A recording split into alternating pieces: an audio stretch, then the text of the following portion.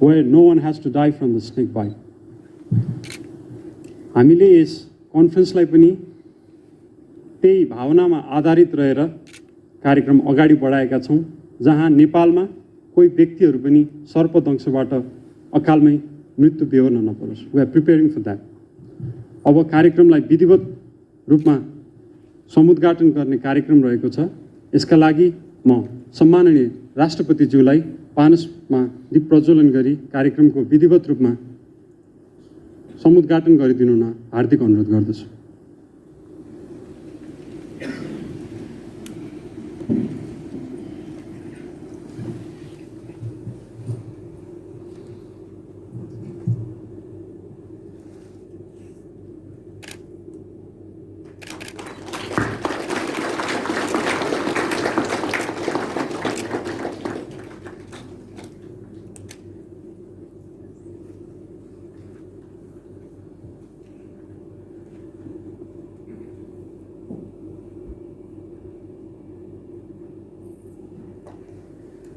धन्यवाद।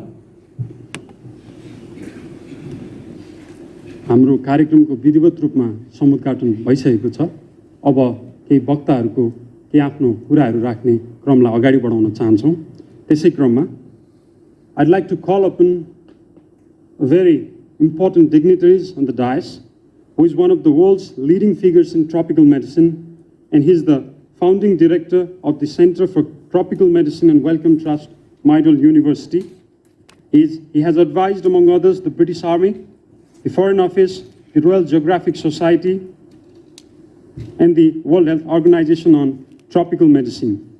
His most recent research focuses on the incidence, morbidity, and mortality of snake bites in Africa, Asia, Oceania, and Latin America, and on the clinical presentation, pathophysiology, treatment, and prevention of envenoming by snakes and other venomous snakes animals. So I call upon Professor Dr.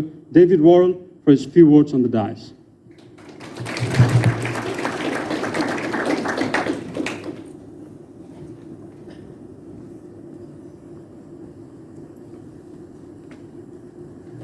Right Honourable Madam President, Excellencies, very distinguished ladies and gentlemen, and fellow snakebite enthusiasts.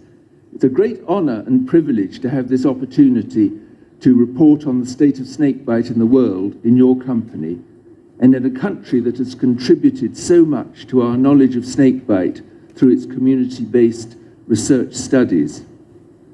As a physician and clinical researcher, I've been striving for almost 50 years to raise awareness of the public health importance of snakebite. Until very recently, there seemed to be no progress. The reluctance of the global health community to accept snakebite as a major public health challenge has been very frustrating.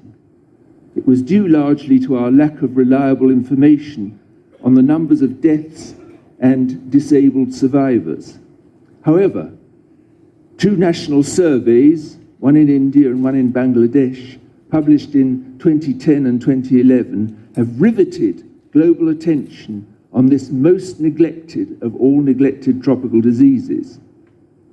So in rural Bangladesh, there are 590,000 bites and 6,000 deaths from snakebite every year. And in India, 46,000 deaths annually. We lack such reliable data from most other countries in the world, but current estimates suggest global totals of up to 138,000 deaths among the more than 5 million people bitten by snakes every year. Now, the publication of these devastating data has raised dramatically the international medico-political profile of snakebite. So many deaths, many of them in young children, are tragic enough in themselves, but there's an increasing realization that many of the lucky survivors spend the rest of their lives enduring physical and mental consequences of their snakebite. Disfiguring effects of the venom can result in social stigmatization, making them social outcasts or unmarriageable, and preventing their return to productive work. Looking around the world, which continents have the greatest numbers of snakebite fatalities? Well, Asia seems to be the worst affected, with up to 100,000 deaths a year. Africa and the Middle East are next, with perhaps 32,000 deaths, but this is certainly an underestimate due to the incomplete reporting. Latin America has about 5,000 deaths, and Oceania up to 500 deaths, mainly in the island of New Guinea, while Europe and North America together have fewer than 150 deaths each year. Who is most affected? Well, agricultural workers and hunter-gatherers have the highest occupational and environmental risk of snakebite. Children are especially vulnerable to snakebite. For example, in India, 3% of all deaths in the country in the 5 to 14-year-olds are caused by snakebites. In general, snakebite victims come from the poorest communities and lack political influence. Right Honourable Madam President, snakebite is an ancient scourge of mankind, but it's been denied, neglected, or rejected for centuries, right up until very recent times. Very fortunately, things are changing at last.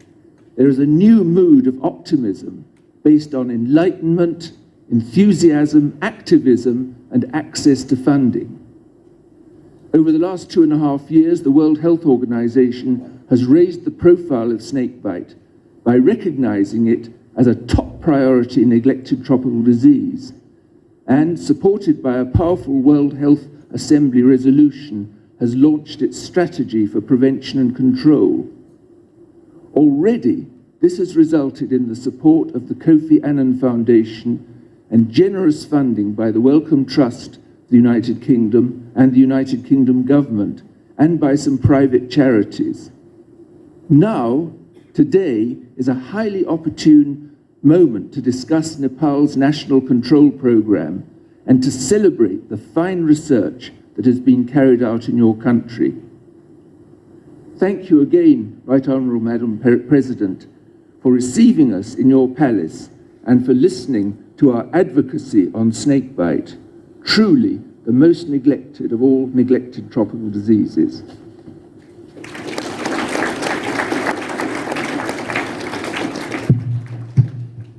Thank you, sir. Now we have a speech of Professor David Williams,